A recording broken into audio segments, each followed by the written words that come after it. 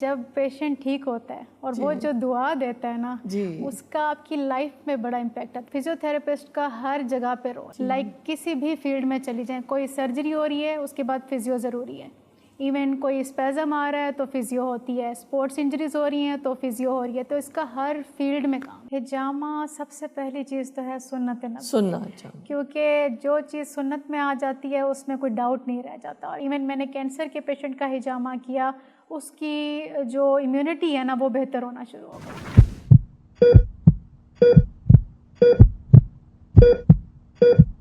अस्सलाम वालेकुम रहमतुल्लाह। आज मैं डॉक्टर नौशाबा हसन मुराद आपके सामने दोबारा से हाजिर खिदमत है हमारी हेल्थ सीरीज़ की सेकेंड एपिसोड के साथ। आज हमारे साथ एक बहुत ही दिलकश शख्सियत मौजूद हैं, मिस आयशा मलिक। और जैसे कि हमें मालूम है कि सेहत का जो शोबा है ये नवीद मसीहा ही लेकर आता है, खुशखबरी लेकर आता है। और कहा यह जाता है कि अगर आपका मुआलिज अच्छा हो तो आधी तबीयत तो आपकी उसी वक्त ठीक हो जाती है, और आप सब लोग उसके गवाह होंगे। थोड़ा सा तारुफ आयशा मलिक आपका, आप क्लिनिकल फिजियोथेरेपिस्ट हैं, UK licensed physiotherapist, BOD IRS Pakistan, MSOMPT भी हैं, सर्टिफाइड हिजामा प्रैक्टिशनर और रेकी मास्टर भी हैं। She is a multi talented lady माशाल्लाह, and doing a commendable job, I would say. Welcome to my show, Miss Aisha, today. Thank you. कैसी हैं आप? अल्हम्दुलिल्लाह। कैसे जा रहे हैं हालात आजकल, मौसम और उस सब के हवाले से? बस स्मोक ने सबको ही बीमार कर दिया है। जी जी जी जी जी जो जी, चल रहा है आजकल जी खासकर लाहौर में। जी जी जी। माशाल्लाह से आप एकेडमिक एक्सपीरियंस भी आपका है, आप पढ़ाती रही जी, और क्लिनिकल एक्सपीरियंस, तो इसके बारे में आप खुद थोड़ा सा बताना चाहेंगी? जी। जब मेरी ग्रेजुएशन हुई तो मैंने राशिद लतीफ़ मेडिकल कॉलेज को ज्वाइन किया, तो वहाँ पे एज अ लेक्चरर मैंने 2 साल पढ़ाया। Then I have joined University of South Asia, और उसके बाद फिर एज अ सीनियर लेक्चरर मैंने शालामार मेडिकल कॉलेज को ज्वाइन किया। 4 साल टीचिंग में रही, उसके बाद साथ साथ क्लिनिकल भी करती रही, फिर डिफरेंट इंटरनेशनल कोर्सेज भी करती रही। ज़्यादा अपना मैंने क्लिनिकल जो है ना उसको प्रोस्यू किया है। कहा यह जाता है कि अगर आपका प्रोफेशन आपका पैशन बन जाए जी, तो सोने पे सुहागा हो जाता है। बिल्कुल ऐसे आप क्या कहेंगी इस बारे में? मेरा प्रोफेशन मेरा वाकई में पैशन है, क्योंकि जब मेरे फादर बीमार थे वो फिजियोथेरेपी करा रहे थे, उस वक्त मैं FSC में थी, तब से ही मैंने सोचा था कि मैंने फिजियोथेरेपिस्ट बनना है, क्योंकि फिजियोथेरेपिस्ट का हर फील्ड में रोल है। इवन कोई भी प्रॉब्लम हो, कोई भी इंजरी हो, कोई भी मस्कुलोस्केलेटल इशू हो, किसी भी फील्ड से रेलेवेंट हो तो उसमें फिजियोथेरेपी होती ही होती है। और उससे ये है कि जो फिजियोथेरेपी से रिज़ल्ट मिलते हैं पेशेंट को विदाउट मेडिसन, उसकी वजह से जो कॉन्फिडेंस पेशेंट का बिल्ड होता है ना, उसके साथ साथ डॉक्टर का कॉन्फिडेंस भी बिल्ड होता है। तो उससे ये है कि आप की कोशिश होती है आपको और ग्रो करो, और अपनी फील्ड में मतलब और कोर्सेज़ करो, इंटरनेशनल कोर्सेज़ करो, अपनी फील्ड में ग्रो करो, और उसके अलावा फिर दूसरों को भी सिखाओ। जितनी आपकी स्किल्स इम्प्रूव होंगी उतना ही आप इम्प्रूव करोगे।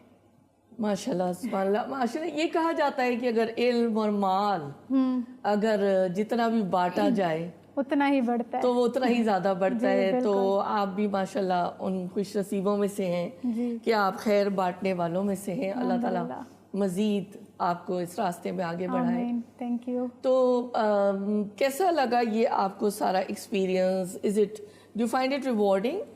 यस, क्योंकि जब पेशेंट ठीक होता है और वो जो दुआ देता है ना उसका आपकी लाइफ में बड़ा इम्पैक्ट आता है, क्योंकि पेशेंट की क्वालिटी ऑफ लाइफ इम्प्रूव हो रही है, उसकी एक्टिविटीज़ ऑफ डेली लाइफ में इम्प्रूवमेंट आ रही है, वो अपने वो काम कर पा रहा है जो वो नहीं कर सकता था। तो वो जो दिल से निकली हुई दुआ होती है ना, वो आपको कहाँ तक पहुँचा देती है। और साथ में पेरेंट्स की दुआ तो होती ही है। बिल्कुल, उस दुआ का कोई मोल नहीं होता, और दरअसल ये हम जैसे लोगों के लिए मेरे ख्याल सबसे बड़ा तोहफा वही होता है। सबसे बड़ा तोहफा वही होता है।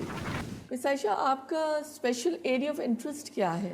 मेरा एरिया ऑफ इंटरेस्ट है ऑर्थोपेडिक मैनुअल थेरेपी, क्योंकि मैंने उसी में MS किया है। तो ऑर्थोपेडिक रेलेवेंट जितने भी इश्यूज़ हैं, जैसे मस्कुलोस्केलेटल इशू हो गए, उसके अलावा पेन्स हो गई, ऑस्टियोआर्थराइटिस हो गया, नी पेन, बैक पेन, इस तरह के जो प्रॉब्लम्स हैं मेरा उसकी तरफ ज़्यादा इंटरेस्ट है और मैंने मोस्टली क्लिनिकल साइड पे पेशेंट भी ज़्यादा यही देखे हैं। जी, मैं जब इसके बारे में थोड़ा सा पढ़ रही थी तो मैंने देखा कि फिजियोथेरेपी के तो इतने बेशुमार बेनिफिट्स हैं जी, और ह्यूमन बॉडी का शायद ही कोई ऐसा सिस्टम है जिसको ये फ़ायदा ना पहुंचाती हो। बिल्कुल। तो मुख्तसरन थोड़ा इसके बारे में अगर आप बताएं, जैसे मिसाल के तौर पे मैं ये देख रही थी कि रेस्पिरेटरी सिस्टम डिसऑर्डर्स हैं, उसके अंदर ब्रीदिंग और जिस तरह से वो आप ज़्यादा बेहतर उसमें बता सकते हैं। जो फिजियोथेरेपी में ना आप किसी एक फील्ड में ना स्टक नहीं हो सकते। इसमें हम ऑर्थोपेडिक में भी काम कर सकते हैं, न्यूरोलॉजिकल इश्यूज़ में भी कर सकते हैं, हम इसमें कार्डियोपल्मोनरी में भी कर सकते हैं, स्पोर्ट्स में भी काम कर सकते हैं, जैसे हम वुमेन हेल्थ में काम कर रहे हैं।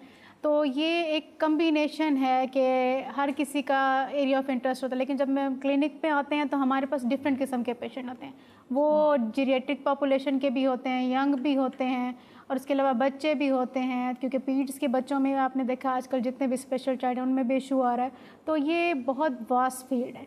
फिजियोथेरेपिस्ट का हर जगह पे रोल है। लाइक किसी भी फील्ड में चली जाएँ, कोई सर्जरी हो रही है उसके बाद फिजियो ज़रूरी है, इवन कोई स्पेज़म आ रहा है तो फिजियो होती है, स्पोर्ट्स इंजरीज़ हो रही हैं तो फिजियो हो रही है। तो इसका हर फील्ड में काम है और मैं सारी फील्ड्स में भी काम करती हूँ, लेकिन ज़्यादा रुझान जो है ना वो ऑर्थोपेडिक में। मेरा आपसे अगला सवाल ये है कि जो मिडिल एज और एल्डरली पेशेंट्स हैं और मर्द और हजरात, तो उनमें क्या क्या तकलीफ़ ख़ास तौर से नुमायाँ हैं और उनको कैसे ट्रीट किया जाता है? जो जीरियाट्रिक पॉपुलेशन है, जो एल्डर पॉपुलेशन है, उसमें ये होता है कि उनमें एज रिलेटेड प्रॉब्लम आते हैं, जैसे आर्थराइटिस हो गया, ऑस्टियोपोरोसिस हो गया और उसके बाद उनको बैलेंस का इशू होता है और ये सारे यूरिनरी इनकॉन्टिनेंस हो जाती है, बाउल एंड ब्लैडर का इशू होता है। तो उसमें हम फिजियोथेरेपी से उनको ट्रीटमेंट देते हैं। इसमें कम्बिनेशन ट्रीटमेंट होता है। ज़्यादातर पेशेंट जो है ना वो इसी के रेलेवेंट आते हैं। आजकल जैसे नी ऑस्टियोआर्थराइटिस जो है ना वो बहुत कॉमन हुआ है एल्डर पेशेंट में। तो क्योंकि हमारी डाइट ठीक नहीं है, हमारा लाइफस्टाइल वैसा नहीं है और हम लोग वॉक नहीं कर रहे, स्ट्रेंथ ट्रेनिंग नहीं कर रहे, तो वो मसल वीकनेस होती है जिससे जॉइंट वीक होता है, फिर आप चलने फिरने से भी रह जाते हैं। जो आजकल सबसे ज़्यादा इशू ये आ रहा है।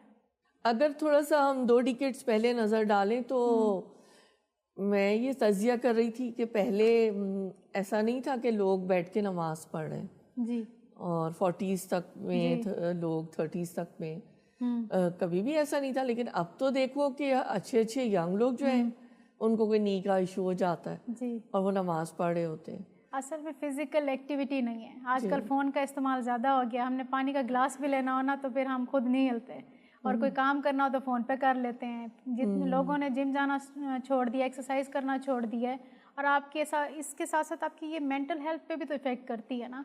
फिजियोथेरेपी चलो हो, फिजिकल वेलनेस के साथ साथ आपकी मेंटल हेल्थ का होना भी बहुत ज़रूरी है। तो आजकल स्ट्रेस बहुत ज़्यादा है, एंग्जाइटी लोगों को बहुत ज़्यादा है। जो आजकल पाकिस्तान की सिचुएशन चल रही है उसमें ज़रा सा स्ट्रेस लें तो नेक पेन स्टार्ट हो जाती है, बैक में पेन स्टार्ट हो जाती है। तो ये सारे इशू ना आजकल बहुत कॉमन हो गए हैं। आपके पास फ़र्ज़ करें को मरीज़ आता है तो how do you assess him कि मैंने इसके लिए क्या ट्रीटमेंट प्लान बनाना है? ठीक है, पहले तो मैं सबसे पहले उसकी प्रॉपर हिस्ट्री लेती हूँ। हिस्ट्री लेने के बाद फिर उसकी फ़िज़िकल असेसमेंट होती है, देन उसका डायग्नोसिस बनता है, फिर उसका हम ट्रीटमेंट प्लान देखते हैं और उसमें पेशेंट का क्या गोल है, वो क्या करना चाह रहा है, उसको किस किस्म का ट्रीटमेंट इस तरह से देना होता है कि उसकी स्ट्रेंथ भी गेन हो और उसकी एक्टिविटीज़ ऑफ डेली लाइफ भी बेहतर हो, क्वालिटी भी इम्प्रूव हो, मसल भी इम्प्रूव हो और वो स्ट्रेस में भी काम आए और उसकी जितनी भी कॉग्निटिव लेवल है और जो कंसंट्रेशन उसके वर्क पे कम हो रही है उसको भी बेहतर करना होता है। तो हमने सारे एस्पेक्ट्स को देख के उसको असेस करना होता है, फिर उसके अकॉर्डिंग उसको ट्रीटमेंट देना होता है। इसके अलावा जो एक सुना जाता है कि एक रिहैब प्लान होता है, यस, तो उसकी क्या किस्में और क्या मुद्दत होती है और क्या तरीक़ेकार उसके लिए मतलब बेहतरीन आप कहेंगी होने चाहिए? उसमें सबसे पहले रिहैब में अगर एक पेशेंट है उसको नॉर्मली हल्का सा बैक में पेन हुआ है तो हम उसके बैक पेन को ट्रीट करेंगे, फिर उसको एक्सरसाइज की तरफ भी ले आएंगे और उसको हम ट्रीटमेंट में हम लोग उसको एक्सरसाइज और मोडेलिटी बेस मतलब थेरेप्यूटिक ट्रीटमेंट भी देंगे, उसको एक्सरसाइज भी करवाएंगे और उसकी पोस्चर असेसमेंट भी करेंगे कि वो उसकी सारी चीज़ें बेहतरी की तरफ आएँ। जी, बहुत सारे केसेस नज़र आते हैं शियाटिका के। जी, उसकी क्या डिग्रीज़ हैं और उसके लिए आप मोडालिटीज़ के अलावा मैनिपुलेशन भी होती है जो आप उसको बेहतर समझाएंगी जी। और इसके अलावा एक और जो ट्रोकैंट्रिक बर्साइटिस है, जी। ये भी काफ़ी टाइम ले लेता है जी जी ठीक होने। इसमें बहुत ज़्यादा रोल है आपके शोबे का, थोड़ा सा इसको आप एक्सप्लेन कीजिए। एक्चुअली जितने भी डॉक्टर्स हैं ना, ज़रा सा हिप में पेन हो या फिर पेन थोड़ी सी बैक में हो तो वो कहते हैं ये शेटिका है। बेसिकली ये शेटिका नहीं होता। जी जी जी। हमें देखना होता है कि आइदर वो SIJ डिसफंक्शन भी हो सकता है, आपके हिप के मसल्स भी वीक हो सकते हैं, आपको पेरिफोर्मन सिंड्रोम भी हो सकता है, आपका IT बैंड भी टाइट हो सकता है। तो ये डिफरेंट डायग्नोसिस हैं, इनको हम अपने स्पेशल टेस्ट से पहले असेस करते हैं कि प्रॉब्लम क्या है। वो 100% शेटिका होता ही नहीं है, तो फिर हम उसको उसके अकॉर्डिंग किसी में एक्यूपंक्चर करना होता है, किसी में लेज़र के थ्रू ट्रीटमेंट देना होता है, किसी को हमने कायरो के थ्रू उसकी एडजस्टमेंट करनी होती है। तो हर पेशेंट की हिस्ट्री के अकॉर्डिंग उसको ट्रीटमेंट दिया जाता है। एक शोबा है कायरोप्रैक्टिस का। जी जी। आप हमारे सुनने वालों के लिए इसको थोड़ा सा समझाना चाहेंगी जी। कि ये क्या टेक्निक्स होती हैं और ट्रेनिंग्स इसकी होती हैं, किस तरह से क्या फ़ायदा हासिल होता इसका इंटरनेशनल कोर्स होता है। आजकल पाकिस्तान में भी ये हो रहे हैं, डिफरेंट इंटरनेशनल इंस्ट्रक्टर आ रहे हैं यहाँ पे करवाने के लिए। और इसमें हम पेशेंट की बॉडी की अलाइनमेंट को ठीक करते हैं। अगर आपके लाइक मोरे लॉक हैं और उसमें ब्लड की सर्कुलेशन नहीं हो रही तो आपको ऑटोमेटिकली स्पेज़म होंगे, तो हम इसमें आपकी अलाइनमेंट को थ्रू कायरोप्रैक्टिक टेक्निक ठीक करते हैं। इसमें फुल बॉडी एडजस्टमेंट होती है आपकी।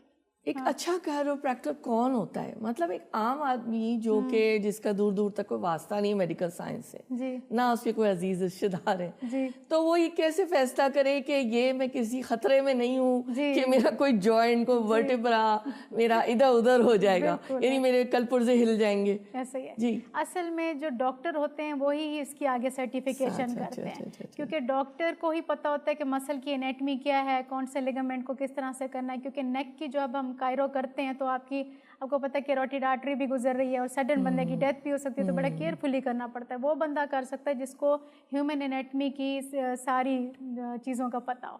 Miss Ayesha, what are the most rewarding aspects of physiotherapy? Most rewarding like यही हैं कि मेरे जितने भी पेशेंट हैं, जब वो मुझे कहते हैं कि हमें 50% आराम आया है, फिर उसके बाद 90% पे जाते हैं, तो वो जो उनके बोले हुए अल्फाज होते हैं ना, वो मेरे लिए बड़े रिवॉर्डिंग होते हैं। क्योंकि मुझे ऐसे लगता है कि मैं अपनी फील्ड में अच्छा काम कर रही हूँ और मुझे इसमें और ग्रो करना चाहिए, मेरा कॉन्फिडेंस बिल्ड हो जाता है जी जी जी। तो आपकी पर्सनल ग्रोथ भी होती है उसमें, आपकी प्रोफेशनल ग्रोथ भी होती है और पेशेंट्स की दुआ भी मिल रही होती है। जी सही बात है। और कोई ऐसा पेशेंट या सक्सेस स्टोरीज एक दो जो आप बताना चाहेंगे? लास्ट ईयर मेरे पास एक पेशेंट आई थी, उन्होंने एक ऐसा वायरस था जिसने उनकी बॉडी को इफ़ेक्ट किया कि जो बॉडी के मसल्स उन्हें उठने बैठने में हेल्प आउट करते हैं वो सारे उनके काम करना छोड़ गए थे। उन्होंने न्यूरो फिजिशियन को दिखाया, उन्होंने सबको दिखाया। एट दी एंड जब वो फिजियोथेरेपी के लिए आई हैं तो जैसे उनकी फिजियो, क्योंकि हमने मसल की एक्टिवेशन करानी होती है, जब रिफ्लेक्सेस चेक किए कि मसल की एक्टिवेशन है, इट मीन्स वो ठीक हो सकती हैं। और उनको 4 से 6 महीने लगे हैं, वो व्हील चेयर से स्टिक पे आई हैं और अब वो जिम करती हैं। माशाल्लाह से वो इतनी बेहतरीन हो गई हैं कि उनके मसल्स भी वर्क करना शुरू हो गए हैं। और दूसरा ये था कि जो उनका स्ट्रेस लेवल था वो भी मेंटेन हो। हम फिजियोथेरेपिस्ट को ये चाहिए कि पेशेंट को ट्रीट नहीं करना, हमने उसकी मेंटल हेल्थ को भी साथ साथ ठीक करना होता है, ताकि आप कम्बिनेशन ट्रीटमेंट दें, उसको इमोशनली भी स्टेबल करें, उसको फिज़िकली भी स्टेबल करें, तो उसके जो रिज़ल्ट मिलते हैं ना आपको, वो आपको बहुत खुशी देते हैं। और ये मेरी सबको लगता था कि ये ठीक नहीं हो सकती, लेकिन आप एफ़र्ट करें और अल्लाह ताला की हेल्प से आप ठीक कर सकते हैं। दुआ भी करें और साथ में दवा भी करें। उसके अलावा जो पेशेंट्स होते हैं जो पैरालाइज्ड होते हैं, उनकी फिर लंबा एक रिहैब प्लान होता है और वो बड़ा सब्र आज़मा काम भी होता है, अजीज़ व अकारिब के लिए भी और थेरेपिस्ट के लिए भी। और मैंने एक मरीज़ा देखी पिछले दिनों, 1-2 दिन पहले, काफ़ी ज़ईफ़ थी वो, और वो बार बार ना जो भी वहाँ से थेरेपिस्ट गुज़रता था ना, वो उससे कहती थी कि मेरे हस्बैंड की ना अभी ये 3 उंगलियाँ तो मतलब काम करने लग गई, अभी 2 नहीं कर रही। और ज़ाहिर है उनको इतना पता नहीं चल रहा होगा, तो वो जो भी मतलब गुज़रती थी थेरेपिस्ट, 2-3 से तो उन्होंने मेरे सामने ही पूछ लिया जी। तो मैं बड़ा यानी कि ना मुझे ये उनके लिहाज से भी मुझे ये फ़ील हुआ कि वो कितना उनको दुख है और ये केसेस वैसे होते तो बहुत मुश्किल हैं जी, लेकिन ये कि अब काफ़ी मेरे ख्याल में टेक्नोलॉजी बहुत तरक्की कर गई है। बहुत ज़्यादा। आप इस बारे में क्या कहें? एक्चुअली पेशेंट ना डीमोटिवेट हुए हुए होते हैं। हाँ, असल में उनको मोटिवेट करना भी हमारा काम है कि तसल्ली से और उन्हें बताएं कि अब ये ठीक हो गया, नेक्स्ट ये स्टेप होगा। असल में अवेयरनेस नहीं है, गाइड नहीं किया जाता। जितना आप पेशेंट की काउंसलिंग करेंगे ना, वो पेशेंट जो है ना वो बेहतरी की तरफ भी आएगा, क्योंकि ये लॉन्ग टर्म प्रोसेस होता है। इसमें रिहैब भी बहुत लॉन्ग टर्म होती है, क्योंकि आप पैरालाइज हो गए हो और उसके बाद आपका एक मसल इफेक्ट हुआ है, एक बॉडी का एक पार्ट इफेक्ट है, दूसरा भी हो सकता है। तो आपको उसको कॉन्फिडेंस में लाना है, उसका कॉन्फिडेंस बिल्ड करना है, फिर वो आपके साथ भी लॉन्ग टर्म चल सकेगा। सबसे बड़ी लैकिंग यहाँ आ रही है। जी, विल पावर तो किसी भी बीमारी में अगर स्ट्रांग हो तो इंसान जी अपने आप को जी, संभाल सकता है और ठीक बिल्कुल कर सकता संभाल है सकता है, और बहुत ज़्यादा रोल प्ले करता है। बिल्कुल ऐसे। अब आमतौर पे कहा जाता है कि स्ट्रेस, एंजाइटी, डिप्रेशन में मसल्स आपके बहुत स्टिफ हो जाते हैं। स्टिफ हो गए, कॉन्ट्रैक्ट हो गए, जी दर्द शुरू हो गया कंधों में, क्लैविकल्स के पास जी या लंबोसेक्रल रीजन में जी जो मसल्स हमारे जा रहे हैं, या डिफरेंट इंडिविजुअल वेरिएशन भी होती है। जी। तो ये इसको संभालने का क्या तरीका है कि बार बार ना हो? कि everyone should start physiotherapy. Actually जब आप स्ट्रेस लेते हैं ना, जी। तो उस पर रिसर्च भी है, आपका नेक और बैक रीजन जो है ना वो स्टिफनेस में आ जाता है। और हमें लग रहा होता है कि ना वो पेन है, बेसिकली एक बर्निंग सेंसेशन होती है, राइट। जिसकी वजह से ना आपको डिस्कम्फर्ट फील होती है। तो उसमें फिजियोथेरेपी भी होती है और हम उनको ज़रा एक्सरसाइज की तरफ लेके आते हैं, क्योंकि एक्सरसाइज करने से एंडोर्फिन रिलीज होता है, वो हैप्पी हार्मोन है, तो ऑटोमेटिकली चीज़ें बेहतरी की तरफ जाती हैं। आजकल ये देखा जा रहा है कि हिजामा बहुत ज़्यादा प्रीवेलेंट है जी और मेरे ख्याल है पिछले जो साल गुजरे उसमें इतना ज़्यादा आम नहीं थी ये चीज़। जी और अब तो मेडिकल डॉक्टर्स भी और सर्टिफाइड ट्रेनर्स ये जी हिजामा बड़े अच्छे तरीके से कर रहे हैं। जी। तो आपने इसको कितना फ़ायदेमंद पाया?